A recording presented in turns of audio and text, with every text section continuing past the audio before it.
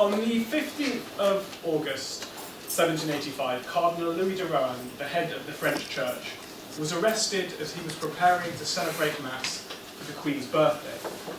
He was taken before the King, Louis XVI, and his Queen, Marie Antoinette, and accused of using the Queen's name to obtain one of the most expensive pieces of jewellery in Europe, a diamond necklace worth 1.6 million livres. Louis admitted having got hold of the necklace, but said he had been instructed to do so by the Queen through an intermediary named Jeanne, Comtesse de la Motte-Valois.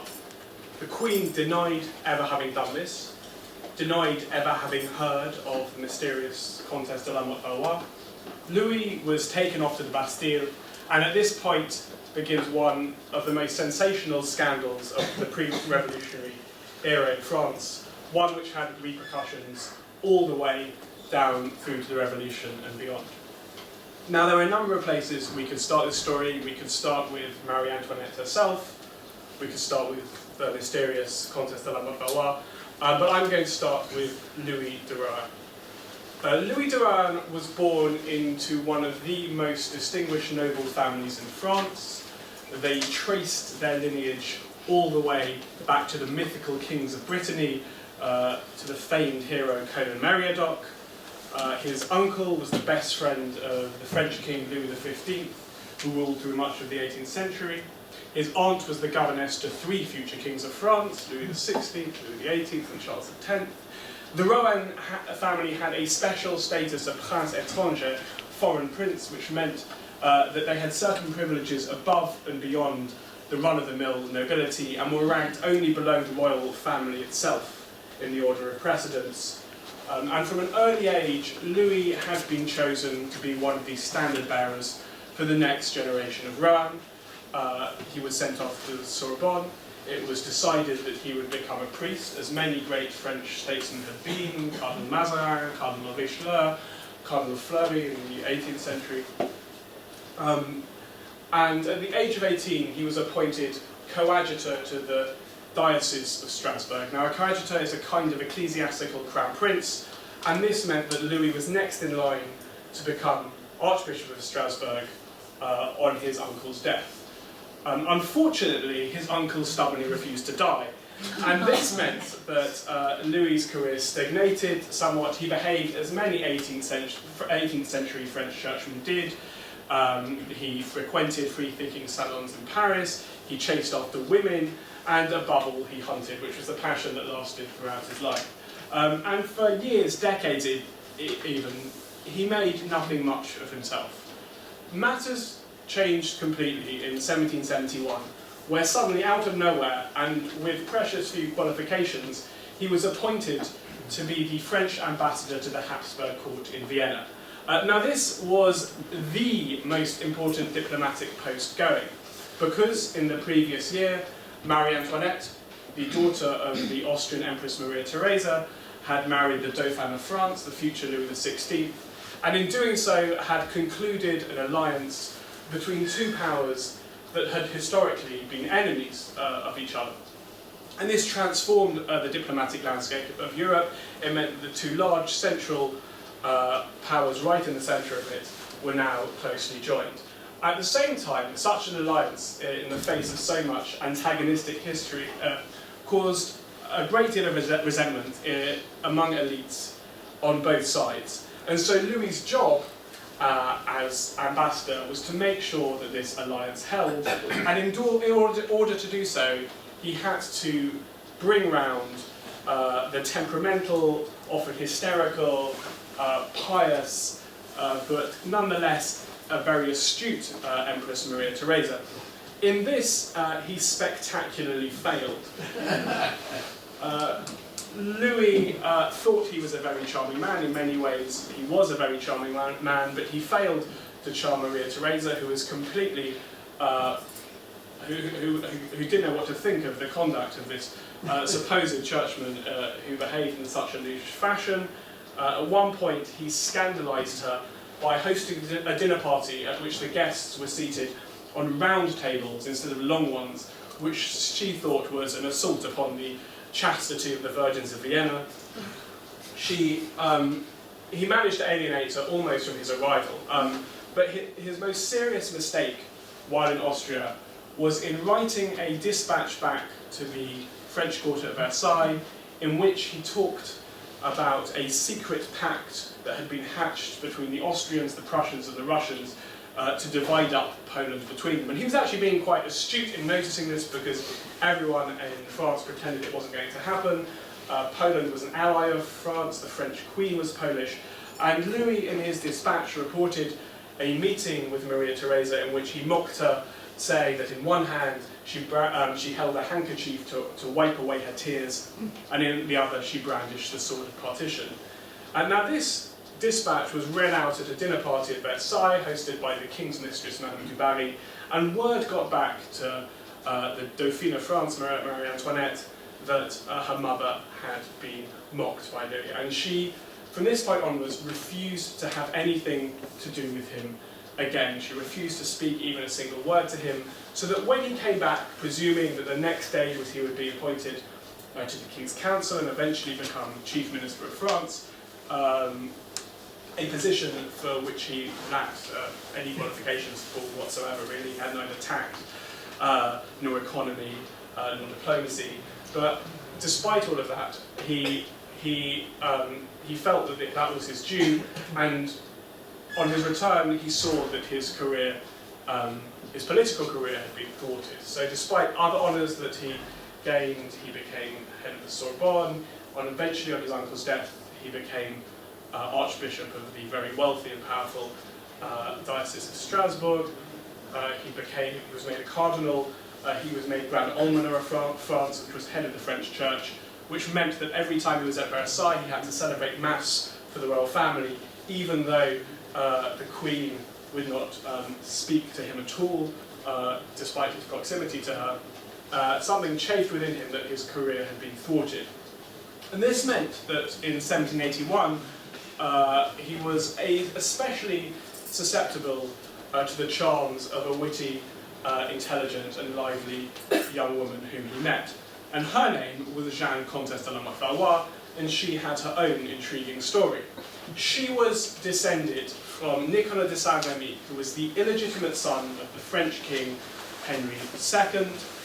He gave his illegitimate son land in Champagne, but gradually, over about 150 years through mismanagement, this dwindled into nothing. So by the time Jeanne was born, the family was living in a rundown chateau, having to beg their neighbours for food. Her father was an amiable but feckless drunk. Her mother beat her, and the children ran around in rags, holding out their hands for bread. At some point, the family decided to flee Champagne and their creditors. They moved to Paris, where in a poorhouse, Jeanne's father dies. According to her memoirs, which I should stress are hugely unreliable, he held her hand and said, "Never forget that you are a Valois. Never forget that there is royal blood coursing in your veins." Now, whether or not he ever actually said this, what is clear is that throughout her life, Jeanne conducted herself as though she deserved to live, if not quite like a queen, certainly like a noble. That this was her due, and she would do everything to make sure that happened. She is soon abandoned by her mother. She is discovered by a noblewoman named the Marquise de Boulainvilliers by the side of the road, begging, crying her lungs out. She's only 6 years old at this point. Have pity on the last remnant of the Valois. The Marquise is intrigued but sceptical, and she presumed the Valois dynasty had long died out. But she finds from a friendly priest documents that prove Jeanne is descended from royalty. So she takes Jeanne in and says, "Treat my own daughters like they are your sisters." And at this point, Jeanne thinks this is her meal ticket. Now she's sorted, everything's going to turn out dandy, she's going to grow up, she's going to get married off to a rich nobleman, and she'll never have to work again. That is not quite how the Marquise saw matters. She felt it was her duty to set Jeanne up in a stable profession. She apprenticed her off, first as a seamstress, then as a dressmaker, then as a lady's maid, and each time Jeanne came back in a fit of pique, refusing to do any of these jobs that were beneath her dignity. Having toyed with the idea of becoming a nun, which she thankfully sets aside, at the age of 18 she decides that what she's going to do is return to Champagne because she believes that the land that belongs to her fathers had been unjustly taken and been swindled from her, and if she can prove her claim over it, it will be restored to her, and that will give her a certain amount of income that will set her up. So she goes back to Champagne. There she rapidly meets and falls pregnant to an army officer named Nicolas de la Motte. They have a very speedy marriage. The children, unfortunately, don't survive, and they set themselves up utterly legitimately as the Comte and Comtesse de la Motte Valois. At the time in France, it was estimated 25% of all noble titles were fraudulent, and this was one of them. So they pretend that they're this kind of great new noble couple on the block, and they set about trying rather half-heartedly to investigate their cause. They don't get very far, but they do learn that the land that was once her family's is now held by the crown. So Jeanne is convinced that if she can persuade the crown to, or she can arrange a meeting with the king or the queen, she can persuade them to return her property to her. So she asks for the help of the Marquise de Boulainvilliers, who introduces her to her friend, the Cardinal de Rohan. Now, Rohan is very taken by Jeanne. He promises to do everything he can, but what he says, quite frankly, is that the person she needs to speak to, whose help she needs, is Marie Antoinette. And he admits that he is utterly the wrong person to provide an introduction because the Queen hates him. So Jeanne goes off. The Cardinal does do something. He certainly helps her arrange a pension. They become lovers, probably at least for a brief while. And Jeanne spends 2 years following the court around, trying to wait at ministers' doors, trying to present a petition wherever she goes. It's not a great success. She probably works as a prostitute for some of the time.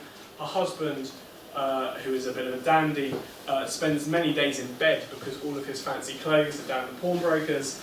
And eventually, at the end of 1783, Jeanne faints in front of Madame Elizabeth, who is the Queen's sister.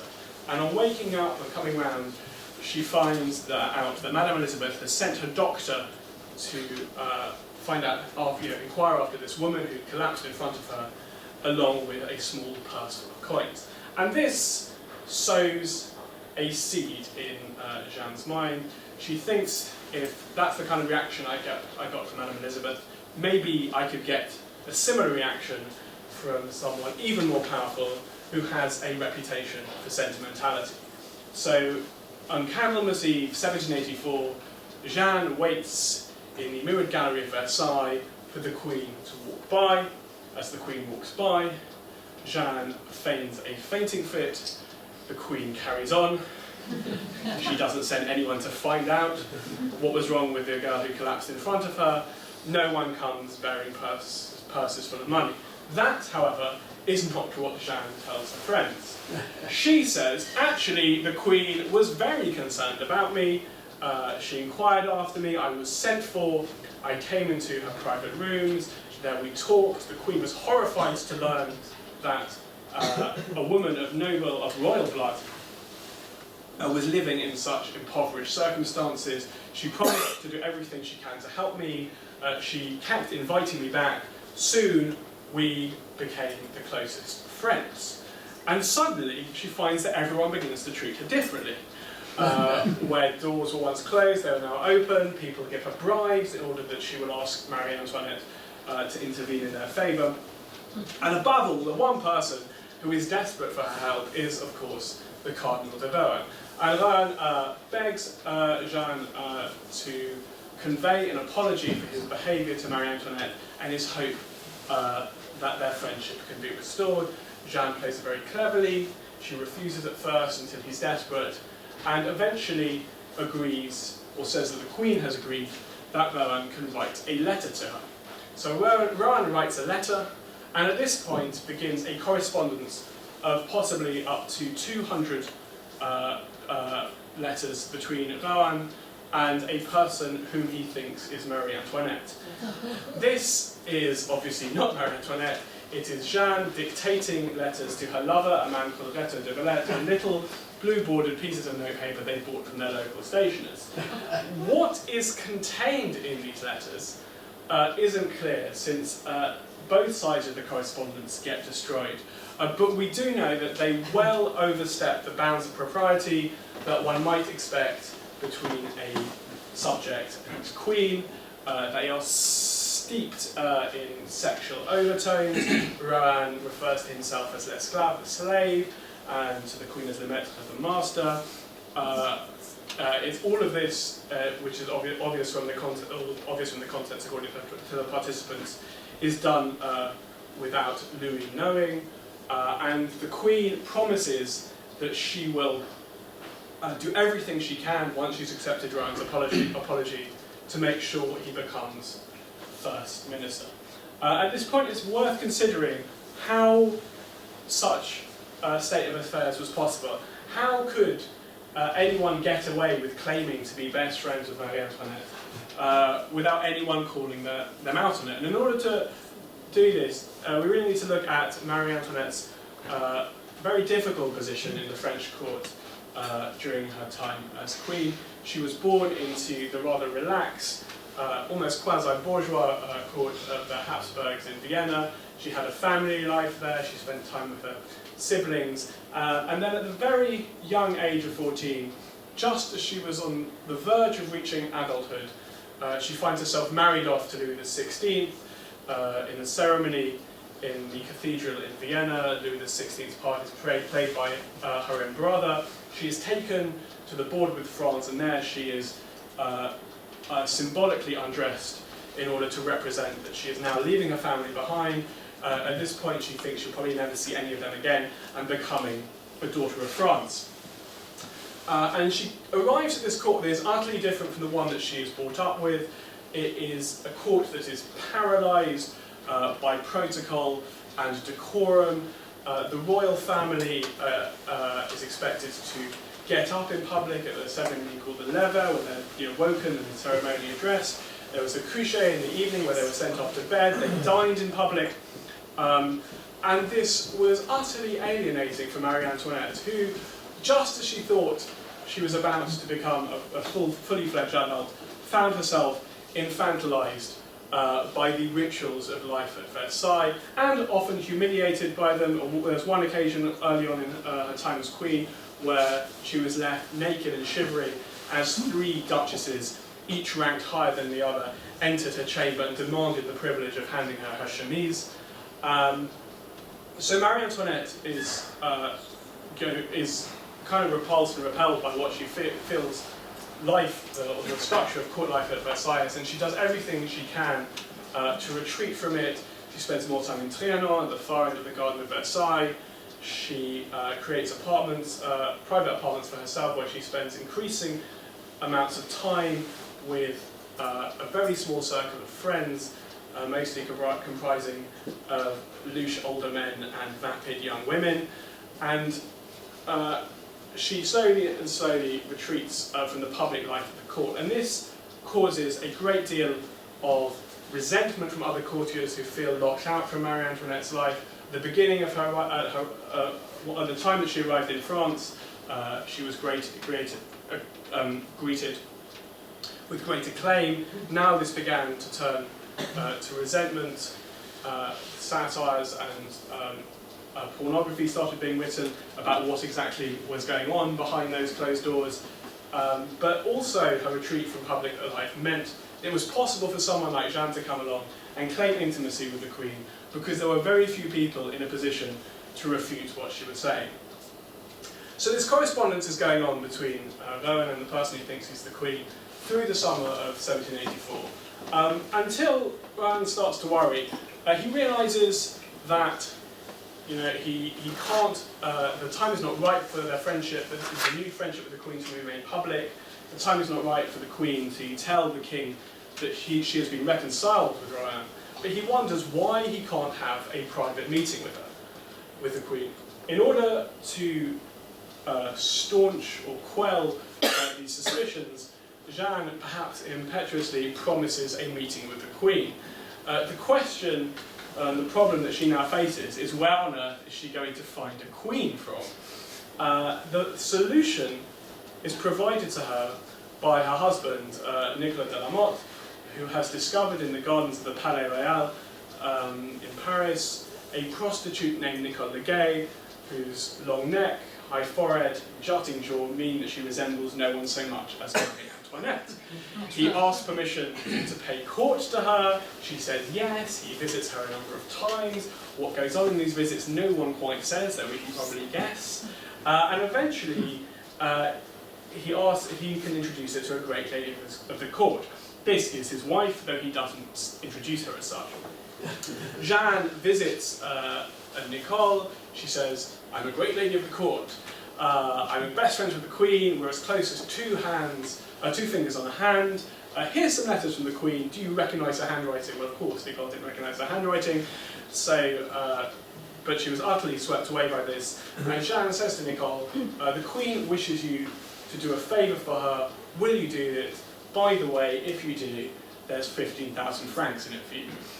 How could she possibly refuse such a request from the sovereign? So Nicole is taken down to Versailles one summer evening by Jeanne. There she is dressed in a gaule, which was a light white muslin dress, which was exactly the kind of dress that the Queen had been painted in the previous year by her favourite artist, Elizabeth Vigée-Lebrun, in a portrait that had scandalised the salon in Paris because everyone presumed that the Queen was in her underwear. So she was dressed in this costume that was immediately recognisable or identifiable with Marie Antoinette. She was told that she would be taken to the gardens of Versailles, that a man would approach her, she would have to hand over a letter and a rose as he knelt before him and say, you know what this means. By the way, said Jeanne, it's utterly inappropriate that you will be in the presence of the Queen, who will be looking on from a bush. If, without a title, you're now known as the Baron d'Oliva. And it just so happens that Oliva is an anagram of Valois. The Baron d'Oliva is led to the grove of Venus, the goddess of love, and left there while, at the same time, Rohan is being taken through the gardens of Versailles by Nicolas de la Motte. He has been told that this is the evening he will finally get to meet the Queen. She has managed to slip her chaperones. He enters the grove. He sees a figure that looks very like the Queen, outlined against the bushes. His heart is pounding, his mind is racing, his eyes are full of tears. He approaches her, he kneels before her. The letter and the rose are handed over, some words are exchanged, and suddenly there are cries of, quick, quick, go, people are approaching, and they both split up. Oliver goes in one direction, Rohan goes in the other direction. The whole thing is over in a matter of minutes, and Rohan is utterly convinced that he has met the Queen. The plan is an enormous success, and this means that Jeanne de la Motte can really start coining it. So Rohan gets letters from the Queen in which he is instructed to make over tens of thousands of livres to Jeanne de la Motte in order that she can disperse them as charity to indigent noblemen, which he happily does, even though he's up to his eyeballs in debt himself. And suddenly the fortunes of the La Mottes are transformed. They completely redo their house, they buy a country house in Champagne, but at the same time, despite buying silks and tapestries and crystal and all the rest, they reserve a spartanly furnished room in which they entertain the Cardinal de Rohan every time he visits, in order that he will believe they're still living in poverty. At the end of 1784, an opportunity is presented to Jeanne which has the possibility of securing her wealth forever, of making sure she'll never have to worry about money again. The crown jewellers, who were two Saxons named Bernard and Bassange, had created an enormous diamond necklace. It was worth 1.6 million livres. It had 647 stones. It was 2,800 carats. It was so heavy, it required two streamers to run down the back to stop the wearer toppling over. It was absolutely hideous. They had supposedly been asked to do this by Louis XV for his mistress, Madame du Barry. Unfortunately, Louis XV had died before the commission had been completed, and they lacked a buyer, because there were very few people who could either afford or indeed wanted such a piece of jewellery. They nonetheless presumed that Marie Antoinette, who, as everyone knows, loved diamonds, would be the perfect customer. They tried to sell it to her, she refused. She said she wasn't going to buy any more pieces of jewellery. She actually didn't wear necklaces a great deal because she had an elegant neck and she felt that they interfered with the line. And on one occasion she supposedly declared very patriotically that we are in more of need of a battleship than another piece of jewellery. And this caused a great deal of chagrin to the jewellers who had incurred enormous debts in order to create this necklace and now didn't have a customer for it. They tried to find one abroad, they failed. On one occasion, Burma breaks down in front of Marie Antoinette, pleads with her, saying, "My family and my business will be ruined unless you buy this." She says, "Get up, stop crying, don't be silly, never mention this damn necklace to me again." So the jewellers carry on, but by the end of 1784, the debts they have incurred almost 10 years ago are threatening to blow up their business. And they have heard as well that the Queen is pregnant. And there was one thing that a royal birth meant, and that was presents. And they were convinced that though they had themselves been banned from mentioning the necklace to Marie Antoinette, if they could find an intermediary to do it, they might convince her this one last time to sell it to her. And they have, like everyone else, has heard that Jeanne de la Motte is the new best friend of the Queen. So they approached Jeanne, they said, "Will you help us sell the Queen this necklace?" Jeanne very chastely declares that, "Oh no, I never meddle in such affairs." But she begins to think over this and wonders if there is a way that she might be able to get her hands on the necklace. So at the beginning of the new year, of 1785, Rohan receives a letter, supposedly from the Queen, that declares that the Queen would like to buy the Burmese necklace. Will he help the Queen do so? She's trying to keep it secret from her husband, who's forbidden her from buying any more jewellery. Rohan is sceptical about this. He also thinks the necklace is vile. He can't understand why the Queen wants to buy it. But he realises, or he thinks, that if he can prove himself to Marie Antoinette in this matter, this will guarantee his promotion to Chief Minister. So he agrees to act as the intermediary. Jeanne tells the jewellers that someone from the Queen will approach them. Rohan goes to visit the jewellers.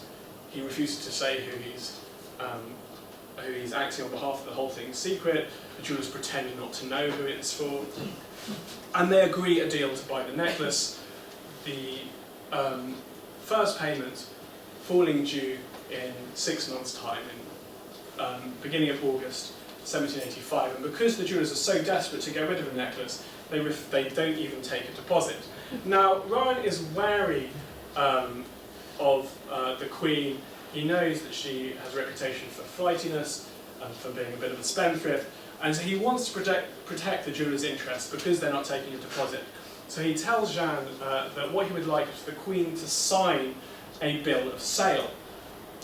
Jeanne says this is not necessary, but Rohan insists. So the bill of sale is returned. Next to each of the articles is written the word approuvé, approved, and at the bottom is signed Marie Antoinette de France, and the form of the signature becomes significant later on. The necklace is handed over to Rohan. He takes it off to Versailles, to Jeanne's apartment. He waits there, there's a knock on the door, and a cry of "in the name of the Queen." He goes to hide in an alcove. He sees a man dressed in the Queen's livery enter. This is actually Jeanne's lover, Retta de Valette. Jeanne hands over the diamond necklace, and the man disappears. Now at this point, both the jewellers and Rohan are convinced that their necklace is with the Queen. However, they have been told by Jeanne that the Queen will not wear the necklace in public, either until she's plucked up the courage to tell her husband that she's bought it, or that the full debt of the necklace is paid off, which is not going to be for at least 2 years' time. So they are not worried by the Queen's repeated appearance at Versailles not wearing the necklace. Jeanne, Retto and Nicolas fall upon the necklace, they break it out of its settings with such violence that they actually damage some of the diamonds. They try at first to sell them in France, but this rouses suspicions at people trying to flog such vast quantities of diamonds in one go. The police launch a tentative investigation, but because no one has reported a theft, there's nothing more they can do about it. So Nicola goes off to London to sell the diamonds, even though diamonds are worth less there.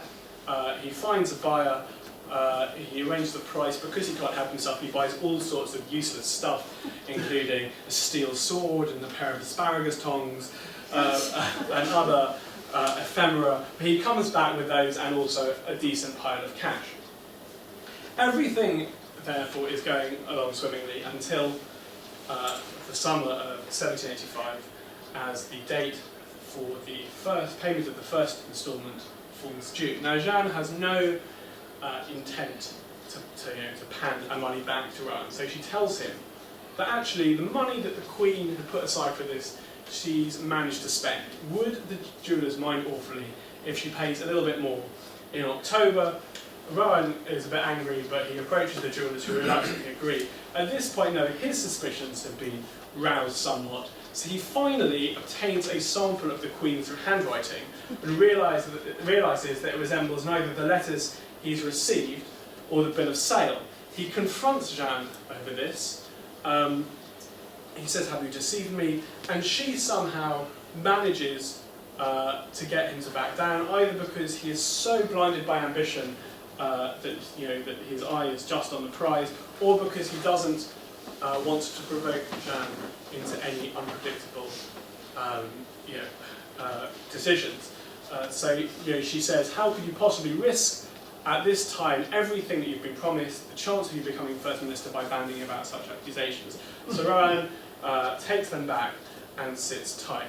Now, Jeanne herself had been thinking about the end game, which she knew would come so soon, and she had planned very bluntly to confront Rowan and say that she had deceived him. The only way to prevent him bringing eternal shame upon his family was if he paid up. And as Rowan later on said, that is exactly what he would have done had Jeanne confronted him. He would have been forced to pay up. The Rowan family had enormous resources, even though he himself was deeply indebted, and he would have done anything to prevent a scandal emerging. Unfortunately, he hadn't banked on the actions of the jewellers. Ever since the necklace had been bought, Rowan had been badgering them to write a thank you letter to the Queen. They had refused, I think probably because the Queen's prohibition of ever mentioning the necklace to them again in their minds still stood, so they tried to avoid this. Eventually Rowan sits them down, dictates a letter to them, marches them up to the doors of the Queen apartment at Versailles and says, "Hand it over." Burma hands it over in the course of doing other business with the Queen, but before he can receive a response, a minister walks in and he has to leave. So a few days later he approaches a lady in waiting with Marie Antoinette. He says, "So, what's the Queen think about our thank you letter?" And the lady in waiting, Madame Compound, says, "The thank you letter, the Queen thinks you're absolutely mad. What on earth are you talking about? She hasn't bought any necklace from you."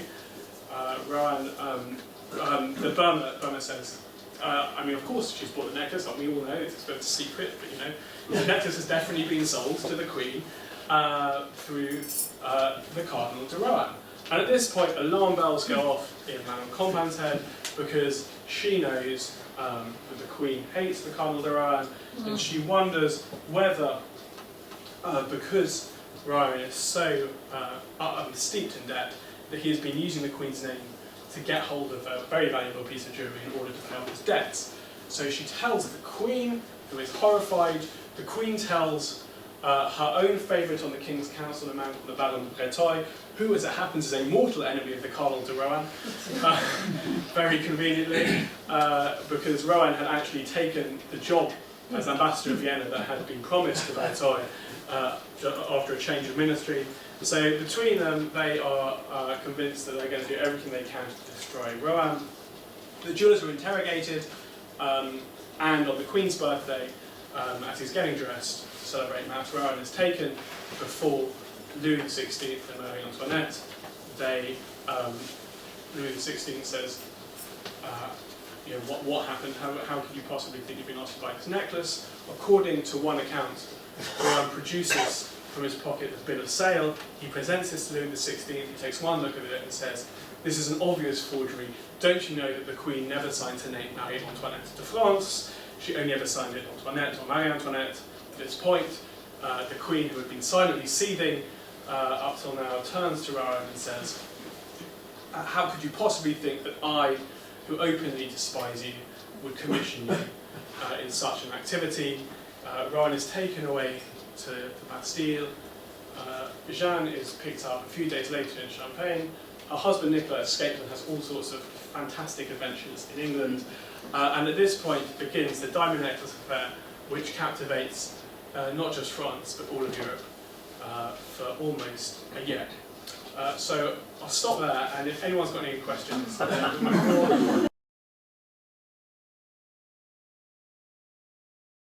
why did I say to write the book? It was partly opportunistic. I came across this story and I thought this is just the most amazing story. There's not been any book written in English that has used the original sources. There's not been a proper book published in English on the subject for over 100 years, which is a very bad translation of French, a very good French book. But so it seemed to me a right moment for telling it again. And the more I read it, the more kind of crazy stuff happens. I mean, loads of stuff. I mean, touched on you. Nicolas, Jeanne's husband, flees to England. Someone tries to stab him outside the Haymarket Theatre. He almost gets poisoned. The French policemen decide they're going to dress up as kind of coal miners and sail off to Newcastle to kidnap him and send him back to France in order that he can testify at the trial. The other French agents who are working against the police officers in order to stop that happen because they want a different result. I mean, there's so much going on that it was such a great story that I had to tell it. Yes. Yes.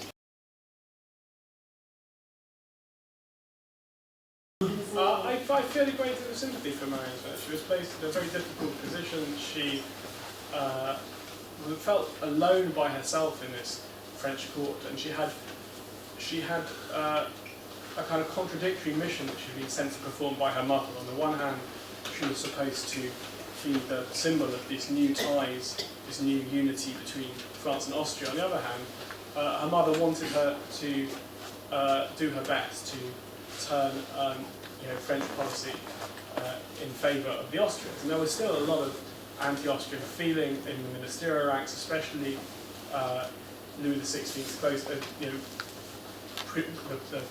predominant minister for most of Louis XVI's reign, the Comte de Vergennes, was very sceptical of Austrian interests and hated Marie Antoinette, and the feeling was mutual. So she had no training in any kind of diplomacy, so intervened very tactlessly and ineffectually in the early part of her reign, which certainly turned people against her. And at the same time, she felt that she was acting on her mother's behalf.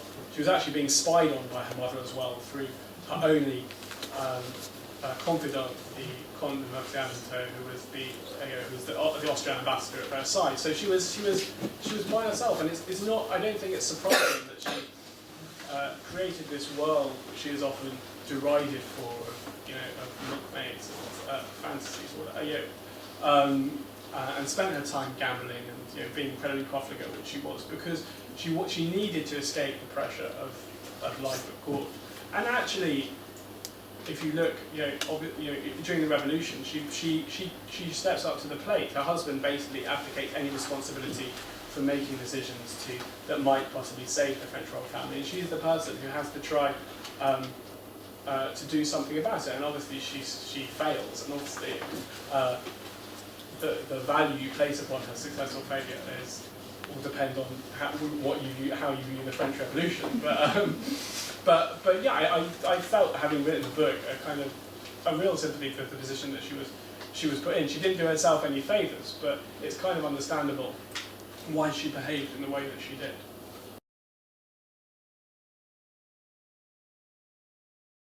Yeah, I mean, there's two kind of bits of that. I think there's certainly the trial, which was terribly handled by the French government. There'd been a similar case 7 or 8 years previously, when someone had used the Queen's name to get money from a rich man, and the Conde de Maurepas, who was the chief minister at the time, shut it down.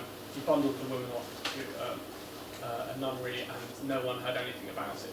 But because of the passions involved, and because of Marie Antoinette hated Rohan to such an extent, she insisted on a public trial.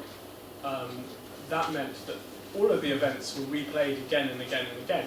Now, obviously, everyone was saying, of course, Marie Antoinette had nothing to do with it, but the question wasn't whether she had anything to do with it. It was whether it was believable that Rohan could think that Marie Antoinette was the kind of person who would meet him secretly in the Garden of Versailles at midnight and commission him without her husband's knowledge to buy an enormously expensive piece of jewellery. And that was essentially what was on trial, was Marie Antoinette's reputation, and that really never recovered from that, as did Louis afterwards, who banished Rohan, even though the court had let him off, and sent him into exile, and again was accused of tyrannical behaviour. Then in 1789, Jeanne's memoirs are published, almost coincides with the fall of the Bastille, and in the Bastille are contained all of these pornographic libels that the French had locked up for ages, which suddenly get released and reprinted in enormous quantities. But Jeanne's is kind of different, because it's not ludicrous. It's actually a supposedly realistic account of what life was like behind closed doors in Versailles, and that meant that kind of people really had the. I think it was more formative in their views of people about the monarchy than some of the more ludicrous fantasies that were published. So, yeah, there were two waves to the effects of the Diamond Necklace. Thank you so much, Tom.